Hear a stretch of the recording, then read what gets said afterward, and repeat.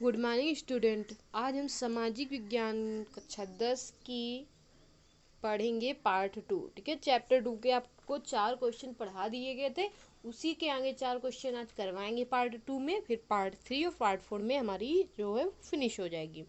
ठीक है, तो इसमें आपको सिर्फ लॉन्ग लॉन्ग ही क्वेश्चन, मतलब बड़े बड़े ही क्वेश्चन करवाए जा रहे हैं, छोटे भी करवाए, लेकिन वो विकल्पी और अतिलघु उत्तरी नहीं करवाए जाएंगे। इन्हीं क्वेश्चनों जो आपको करवाए जा रहे हैं, इन्हीं क्वेश्चन से ही अतिलघु उत्तरी और बहुविकल्पी आएंगे। तो इन क्वेश्चनों को अच्छे से तैयार करते रहिए, पढ़ते रहिए और कहानी के तरह से याद कीजिए। ठीक है, तो चलिए चलते हैं अपनी क्लास पे।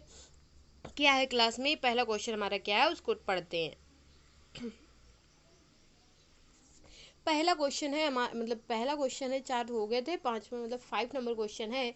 इस अध्याय में आपने जो पढ़ा है उसके हवाले से वियतनाम की संस्कृति और जीवन पर चीन के प्रभावों की चर्चा करें। हमें क्या करना है, उसके हवाले से वियतनाम की संस्कृति और इस अध्याय में अभी आप ही ने जो ऊपर पढ़ा है 4 क्वेश्चनों में, उसके हवाले से मतलब उसी की तरह से वियतनाम की संस्कृति और जीवन पर चीन के प्रभाव की चर्चा कीजिए। चीन अभी हाल में सभी को पता होगा कि चीन ने हमारे देश पर हमला किया है और हमारे देश के 5 सैनिक जो हैं वो मारे भी गए हैं। अब सूत्रों के अनुसार बताया जा रहा है कि ये सैनिकों की संख्या बढ़ के 20 भी हो गई है। तो 20 सैनिक हमारे यहाँ के मार दिए गए हैं और उधर उनके कुछ सैनिक मारे गए हैं, उनके भी 5 या 10 उनके भी सैनिक मारे गए हैं। ठीक है, तो युद्ध चीन के साथ हमारे भारत का स्टार्ट हो गया है। तो उसी के प्रभावों की यहाँ पे चर्चा करनी है। चलिए चैप्टर में पढ़ते हैं। इस अध्याय में आपने वियतनाम में क्या पढ़ा था, उसी की संस्कृति के बारे में आपने क्या पढ़ा था, उसको पढ़ना है। ठीक है, तो चलिए पढ़ते हैं।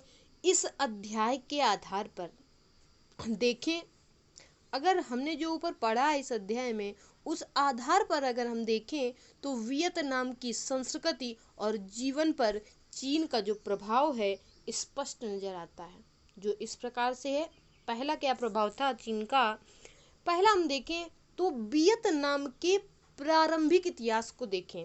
अगर हम वियतनाम जो था देश हमारा, अगर हम उसके प्रारंभिक इतिहास को देखें तो पता चलता है कि पहले यहाँ बहुत सारे समाज रहते थे। पहले क्या होता था, यहाँ बहुत सारे समाज रहते थे और पूरे इलाके पर शक्तिशाली चीनी साम्राज्य का वर्चस्व था। ठीक है, पहले यहाँ बहुत सारे समाज रहते थे और उस पूरे इलाके पर जो वर्चस्व था, जिसकी प्रभुत्ता थी, मतलब वैसे भी आज भी चीन जो है वो सबसे शक्तिशाली देश है। ठीक है, तो पर शक्तिशाली चीनी साम्राज्य का वर्चस्व था।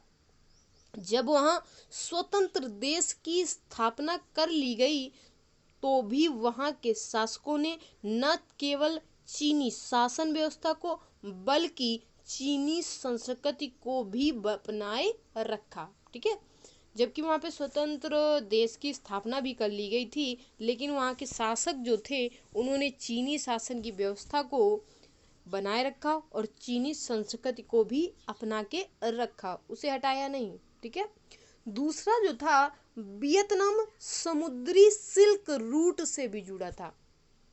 ठीक है, वियतनाम जो था वो समुद्री सिल्क रूट से जुड़ा था। ठीक है, इस कारण उसके चीन के साथ आर्थिक संबंध भी थे। उसके चीन के साथ क्या थे, आर्थिक संबंध। आर्थिक मतलब धन का संबंध था। इस रास्ते से वस्तुएं, लोगों और विचारों को चीन के साथ आदान प्रदान चलता रहता था। तो वो जो रास्ता था समुद्री सिल्क रूट का, उसके साथ चीन के साथ जो वस्तुएं आती जाती थी, लोग भी आते जाते थे और उनके बीच जो विचारों का आदान प्रदान होता था वो भी चलता रहता था। ठीक है, तीसरा क्या था, तीसरा था इन दोनों देशों में बौद्ध धर्म। बौद्ध धर्म सबको पता होगा, गौतम बुद्ध जो थे वो उन्होंने बौद्ध धर्म की स्थापना की थी। तो इन दोनों देशों में बौद्ध धर्म और कन्फ्यूशियस धर्म, ठीक है, प्रमुख रहे, जिन्होंने दोनों देशों के आपसी संबंधों को काफी मजबूत बना दिया। ये दोनों ही धर्म जो थे वो वियतनाम में भी थे और कहाँ पर थे, चीन में भी थे। तो दोनों ने आपस के जो संबंधों को था उनके, वो मजबूत बना दिया। वियतनाम का अभिजात वर्ग चीनी भाषा और कन्फ्यूशियसवाद की शिक्षा लेते थे। वियतनाम का जो अभिजात वर्ग था वो चीनी भाषा और कन्फ्यूशियसवाद की जो थी वो शिक्षा लेते थे, जो वियतनाम के लोग थे जो, ठीक है।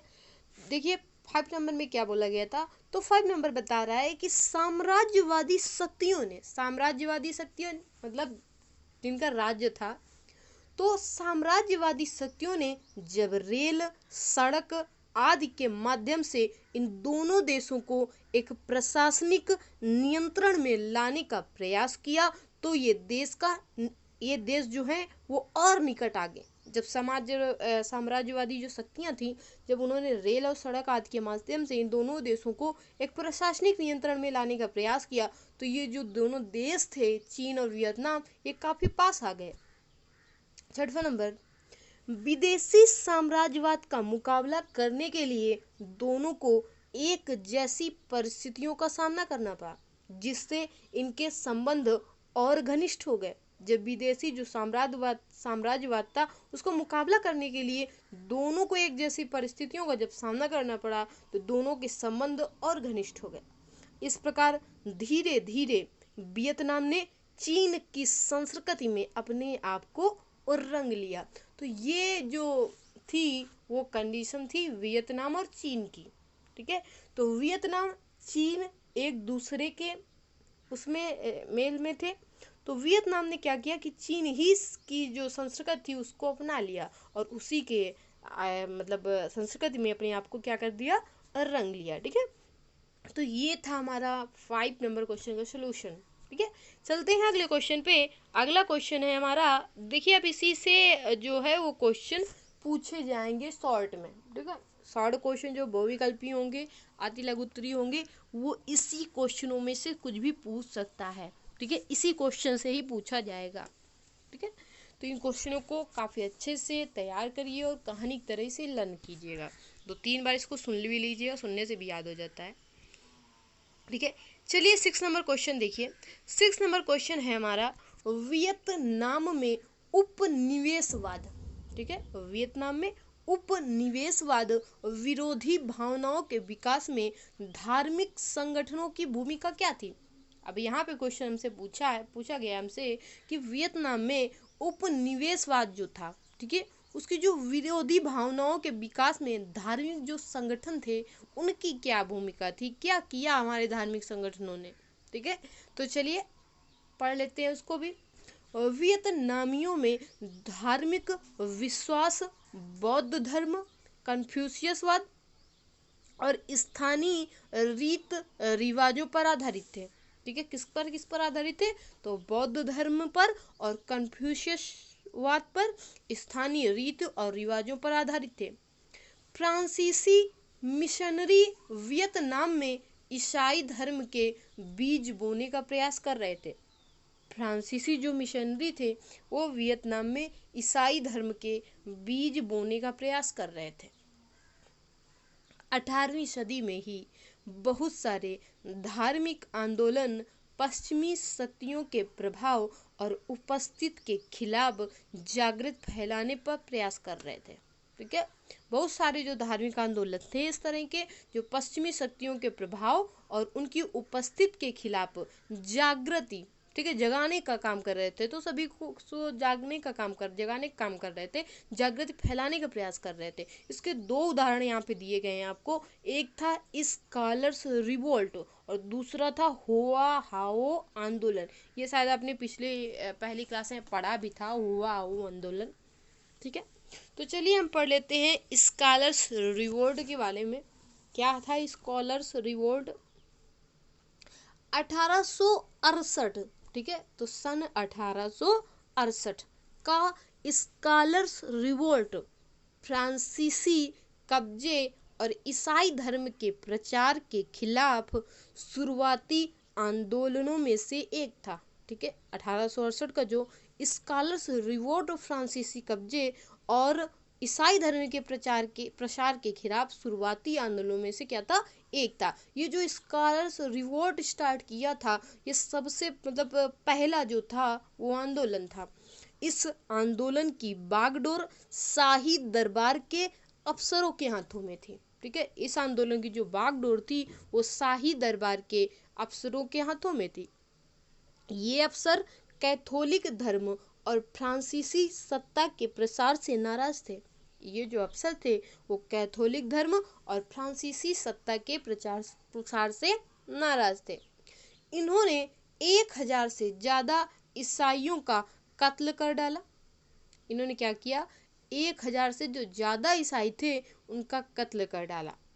कैथोलिक मिशनरी 17वीं सदी के शुरू से ही, ठीक है, जो कैथोलिक मिशनरी थी वो 17वीं सदी के शुरू से ही स्थानीय लोगों को ईसाई धर्म से जोड़ने में लगे हुए थे। इनका काम था ईसाई धर्म से जोड़ने का काम। ठीक है, तो ये जो लोग थे ये शुरू से ही स्थानीय लोगों को ईसाई धर्म से जोड़ने का प्रयास में लगे हुए थे। 18वीं सदी के अंत तक उन्होंने लगभग 3 लाख लोगों को ईसाई बना दिया था। तो 18वीं सदी के जो अंत तक उन्होंने कितने लोगों को ईसाई बना दिया था, 3 लाख लोगों को। फ्रांसीसियों ने 1868 के आंदोलन को तो कुचल दिया। उन्होंने क्या किया, ये जो सन 1868 ईस्वी में जो आंदोलन था उसको कुचल तो दिया, किंतु इस बगावत ने देशभक्तों में उत्साह का संचार कर दिया। ठीक है, मतलब ये जो स्कॉलर्स रिवोल्ट था, ठीक है, ये आंदोलन कुचल तो दिया गया, लेकिन किसने कुचला, फ्रांसीसियों ने। लेकिन इस जो ये बगावत हुई थी उसमें देशभक्तों में उत्साह का संचार भी हो गया। तो इस प्रकार से ये आंदोलन हमारा था। ठीक है, दूसरे आंदोलन की बात कर लेते हैं, होआ हावो आंदोलन। ठीक है, होआ हावो आंदोलन आप पीछे भी पढ़ चुके हैं। ठीक है, यह आंदोलन क्या था, चलिए पढ़ लेते हैं। यह आंदोलन 1939 ईस्वी में शुरू हुआ था। सन किस सन में शुरू हुआ था, तो 1939 ईस्वी में शुरू हुआ था। आपसे क्वेश्चन आते लघुत्तरी में या गूगल में पूछा जा सकता है कि होआ हावो आंदोलन किस सन में स्टार्ट हुआ था। ठीक, इस तरह से छोटे छोटे क्वेश्चन जो होते हैं वो इन्हीं क्वेश्चनों से निकलते हैं, तो आप सभी को अच्छे से इनको पढ़ना है। यह एक ऐसा धार्मिक आंदोलन था जो औपनिवेशिक शासन के विरुद्ध चलने वाले आंदोलनों का पक्षधर था। हरे भरे मेकोंग डेल्टा इलाके में इसे भारी लोकप्रियता मिली। इस आंदोलन के संस्थापक का नाम, तो क्या था संस्थापक नाम, हुइन फूशो। ठीक है, पिछली क्लास में भी आप पढ़ चुके हैं उसको। हुइन फूसो नाम था होआ हावो आंदोलन के संस्थापक का। वे जादू टोना और गरीबों की मदद किया करते थे। फ्रांसीसियों ने इस आंदोलन को कुचलने का प्रयास किया। इस तरह के आंदोलनों का राष्ट्रवाद की मुख्य धारा के साथ अंतर विरोध संबंध रहता था। राजनीतिक जो दल ऐसे आंदोलनों से जुड़े जन समर्थन का फायदा उठाने की तो कोशिश करते थे, लेकिन उनकी गतिविधि से बेचैन भी रहते थे। इसके बावजूद साम्राज्यवादी भावनाओं को झकझोरने में ऐसे आंदोलनों के योगदान को कम करके नहीं आंका जा सकता। मतलब ये जो दोनों आंदोलन थे ये हमारी साम्राज्यवादी भावनाओं को झकझोरने में काम कर रहे थे, और इन्होंने देशभक्ति का जो उत्साह भी था वो भी संचार किया। देशभक्तों में उत्साह का संचार का काम भी इन दोनों आंदोलनों ने किया। ठीक है, तो चलिए ये क्वेश्चन नंबर 6 था हमारा जो कंप्लीट होता है। क्वेश्चन नंबर 7 पे चलते हैं। क्वेश्चन नंबर 7 हमारा क्या पूछा गया है, तो क्वेश्चन नंबर 7 पूछा गया है, वियतनाम युद्ध में अमेरिकी हिस्सेदारी के कारणों की व्याख्या करें। अमेरिका के इस कृत्य से अमेरिका में जीवन पर क्या क्या असर पड़े।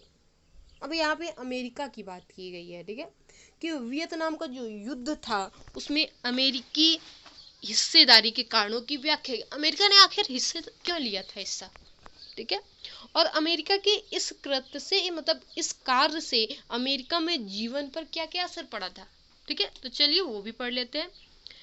वियतनाम युद्ध में अमेरिका की हिस्सेदारी के प्रमुख कारण जो थे वो इस प्रकार थे। पहला कारण था, अमेरिका के नीति निर्माता इस बात से परेशान थे कि अगर यहाँ पर हो ची मिन्ह, ठीक है, हो ची मिन्ह, ठीक, की सरकार अपने प्रयासों में सफल हो गई तो यहाँ पर इस क्षेत्र के आसपास के देशों में भी साम्यवादी सरकारें स्थापित हो जाएंगी। इससे एशिया महाद्वीप में साम्यवादी विचारधारा को मजबूत आधार मिल जाएगा और पूंजीवादी देश अन्य नए साम्राज्यवादी हितों को इस महाद्वीप में पूरा नहीं कर सकेंगे। तीसरा नंबर, अमेरिका ने फ्रांस की इस युद्ध में मदद इसलिए भी की कि वह विश्व के अन्य देशों को यह बताना चाहता था कि वह पूंजीवादी देशों का सबसे बड़ा शुभ चिंतक है। ठीक है, तो इसलिए उसने मदद की थी फ्रांस की कि वो लोगों को, मतलब ये देशों को बताना चाहता था कि वो पूंजीवादी देशों का सबसे बड़ा शुभचिंतक है, अतः हर विपत्ति के समय वह उनकी यथासंभव मदद करेगा। जिस तरह से अभी युद्ध छिड़ा है, मतलब अभी जो बॉर्डर लाइन पर सैनिकों की लड़ाई हो रही है हमारे भारत और चीन के बीच में, अमेरिका वियतनाम के एकीकरण के पक्ष में भी था और इस कंडीशन में शायद अमेरिका को हमारे देश का साथ देना चाहिए, है ना, क्योंकि अमेरिका भी चीन से, कुछ अमेरिका के संबंध भी इस समय चीन से अच्छे नहीं है, तो देना चाहिए साथ ताकि हमारा देश इसी तरह से अच्छे से चीन से निपट सके। चलिए तो पढ़ते हैं आगे। आगे क्या बोला है, अमेरिका वियतनाम के एकीकरण के पक्ष में भी नहीं था, ठीक है, उसके एकीकरण के भी पक्ष में नहीं था, अतः जब वो हो ची मिन्ह के नेतृत्व वाली सरकार की सहायता से NLF, जिसको फुल फॉर्म है जिसका नेशनल लिबरेशन फ्रंट, ने देश के एकीकरण की आवाज उठाई। ठीक है, अमेरिका जो था वो वियतनाम के एकीकरण के पक्ष में नहीं था, लेकिन किसने ये आवाज उठाई, नेशनल लिबरेशन फ्रंट ने देश के एकीकरण की आवाज उठाई। तो अमेरिका इसकी बढ़ती ताकत व प्रस्तावों से भयभीत हो गया तथा सोचने लगा कि कहीं पूरे वियतनाम पर साम्यवादियों का प्रभाव न बढ़ जाए, इसलिए इसने उत्तरी वियतनाम में अपनी फौजें, युद्ध सामग्री एकत्र करनी प्रारंभ कर दी। जब अमेरिका युद्ध में फ्रांस की मदद के लिए सम्मिलित हो गया तब इसका प्रभाव वियतनामियों के साथ साथ अमेरिका पर भी पड़ा, उसे भयंकर क्षति उठानी पड़ी। ठीक है, क्योंकि जो वियतनाम था वो भी काफ़ी मजबूत देश था, ठीक है, और वियतनाम पर जो अच्छे संबंध थे, चीन के अच्छे संबंध थे। इस प्रकार से जब अमेरिका ने फ्रांस का साथ दिया और उसकी मदद के लिए सम्मिलित हो गया, युद्ध में सम्मिलित हुआ, तो इसके प्रभाव से जो था अमेरिका पर भी पड़ा, ठीक है, उसे भयंकर क्षति उठानी पड़ी। इस युद्ध में उसके 47,244 सैनिक मारे गए और 3,03,704 घायल हुए। अमेरिकी सरकार को अपनी ही जनता के विरोध का सामना इस प्रकार से करना पड़ा। ठीक है, तो चलिए आगे चलते हैं, क्योंकि अभी जब देखा गया है कि अमेरिका और चीन के जो संबंध थे वो भी अच्छे थे, लेकिन कुछ दिनों पहले भी अभी देखा गया है कि अमेरिका और जो चीन के संबंध हैं वो खराब भी हुए हैं। ठीक है, किसी कारण से, अब किस कारण से, कोविड-19 की वजह से। ठीक है, और पहले जो अमेरिका का संबंध था चीन के साथ वो बहुत ही अच्छा संबंध था। ठीक है, काफ़ी अच्छा बोला जाएगा, काफ़ी अच्छा संबंध था। दोनों एक दूसरे के देश से काफ़ी कंपनियां स्थापित कर रही थी, एक कंपनी दूसरे के यहाँ अपनी कंपनी डाल रही थी, तो इस प्रकार से कुछ अच्छे संबंध देखे गए थे। ठीक है, तो चलते हैं अगले क्वेश्चन को देखते हैं। अगला क्वेश्चन क्या है? अच्छा, अभी इसमें भी है, ठीक है, अभी और है। देखिए, चलिए आगे भी पढ़ लेते हैं। इसमें अभी कुछ इसके और कारण दिए गए हैं। अमेरिका सरकार को अपनी ही जनता के विरोध का सामना इस प्रकार से करना पड़ा। तो उसके कुछ नंबर हैं, वो देखिए नीचे दिए हुए हैं। ज़्यादातर अमेरिकी यह मानते थे कि उनका देश एक ऐसे युद्ध में अपनी सैन्य शक्ति नष्ट कर रहा है जिसे जीतना संभव नहीं है। जो अमेरिकी ये मानते थे कि उनका देश जो है वो ऐसे युद्ध में अपनी सैन्य शक्ति नष्ट कर रहा है जिसे जीतना संभव नहीं है।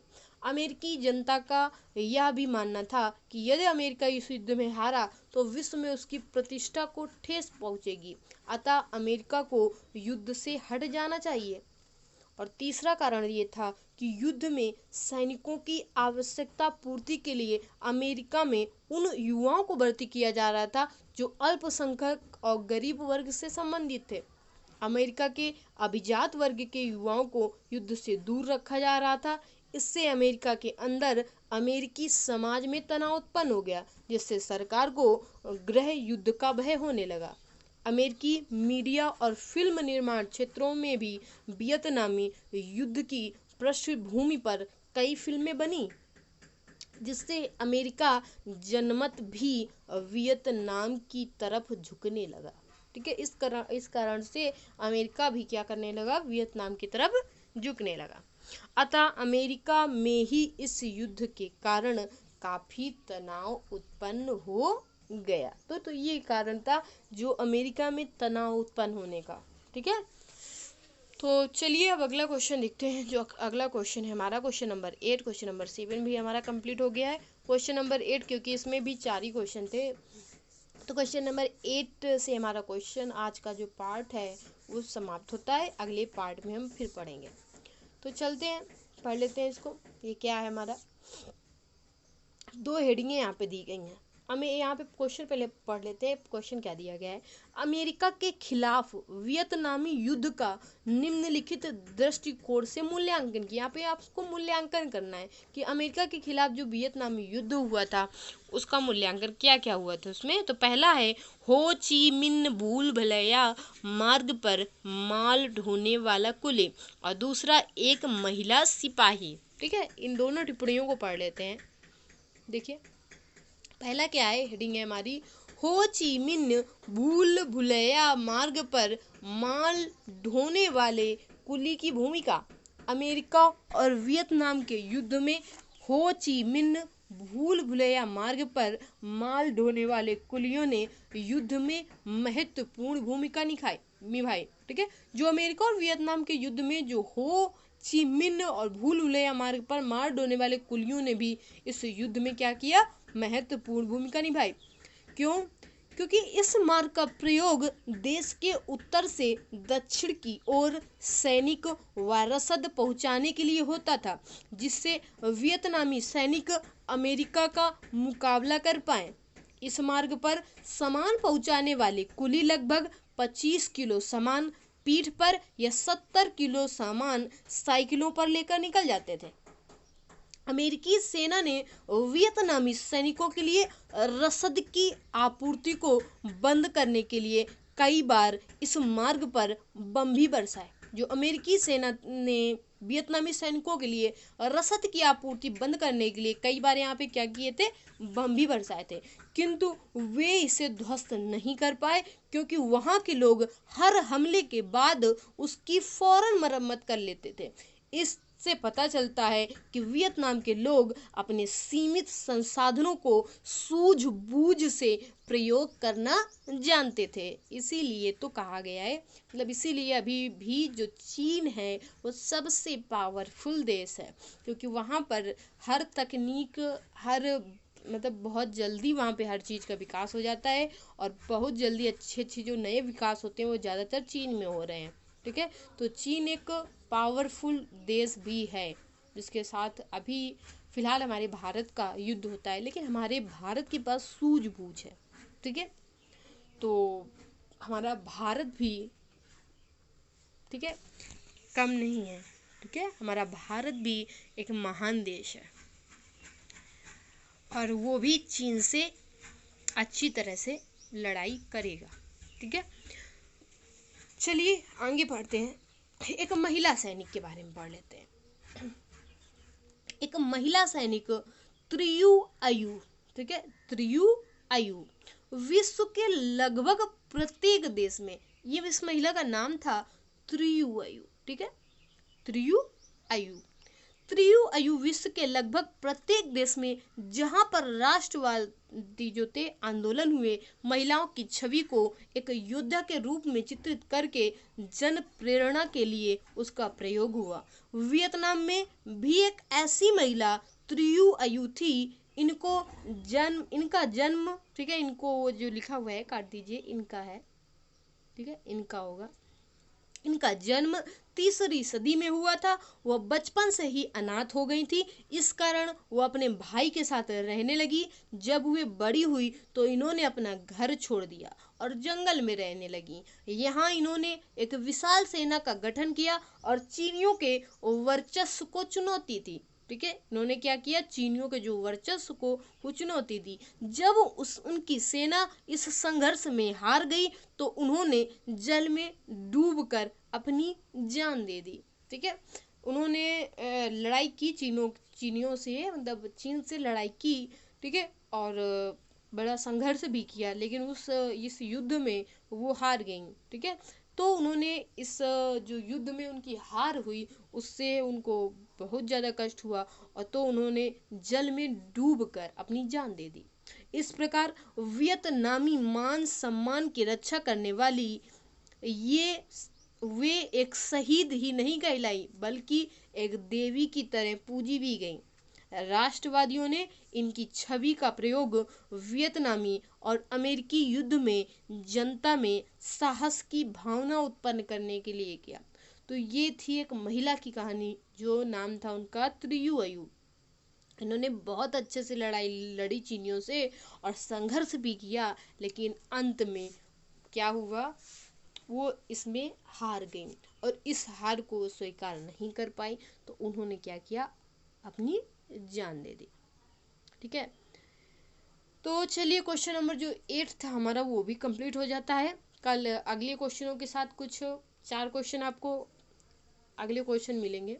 ठीक है, तो इन क्वेश्चनों को आप लोग रिवाइज करिएगा और कहानी की तरह इनको सुनिएगा भी। ठीक है, अपनी कॉपी में तो नोट ही करते रहिए, सिलेबस है तो वो तो कंप्लीट ही करना पड़ेगा, लेकिन इसको कहानी की तरह इसको कई बार सुनिए भी, क्योंकि कई चीज़ें होती हैं जो सुनने से भी बहुत अच्छे से तैयार हो जाती हैं। ठीक है, तो आपका मेन मकसद होना चाहिए उस चीज़ को तैयार करना। आपको सामाजिक ज्ञान बहुत अच्छे से तैयार करना है, और इसी से आपके अतिलघु उत्तरी, बहुविकल्पी क्वेश्चन इसी से आएंगे और आपको उनको लिखना होगा। ठीक है, आपको सिर्फ यहाँ पे लॉन्ग क्वेश्चन करवाए जा रहे हैं, तो जिम्मेदारी आपकी है कि आप कितने अच्छे से पढ़ते हो। ठीक है, वैसे भी स्कूल तो अगस्त तक के लिए अभी बंद है।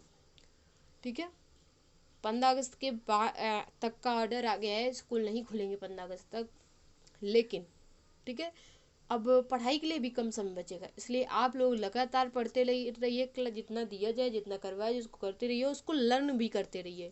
मतलब लर्न का मतलब कि आप उसको एक तरह से कहानी की तरह पढ़िए और उसको सुनिए, उसको समझने की कोशिश कीजिए, जो आपको दिमाग में आपके बैठ जाएगा और आपको जो सिलेबस होगा वो भी तैयार हो जाएगा। मैथ को कई बार रिवाइज कीजिएगा। ठीक है।